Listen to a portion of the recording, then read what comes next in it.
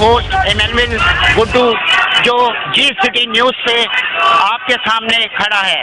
آئیے ہم ان سے بات کرتے ہیں کہ ان کے کیا مسائل ہیں. ڈسٹرکٹ وزیر ابراہیم حیدری تھانے کے ساتھ ابراہیم حیدری پاڑا 2 چارن گوٹ، وہاں بالکل تھانے کے ساتھ یہ گوٹ بنا ہوا ہے.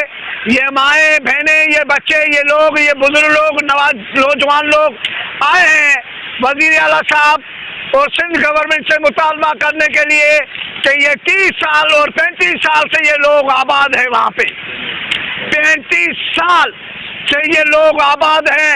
ہم چاہتے ہیں کہ ان کے ارد گرد میں رہنے والے قبضہ گروپ لینڈ مافیا ان کا گھر چھیننا چاہتی ہے، ان کو وہاں سے بھگانا چاہتے ہیں. میں یہ مطالبہ انسان دوست مظلوم فورم کی چیئرمین کی حیثیت سے کرنے آیا ہوں، ان لوگوں کی مطالبہ منظور کرانے آیا ہوں اور میڈیا والوں کو بتانے آیا ہوں کہ یہ لوگ وہاں کے رواسی ہیں، وہاں کے اصل وارث ہیں. وہ زمین سرکاری زمین ہے، یہ کسی کی جاگیر نہیں ہے، سرکاری زمین ہے.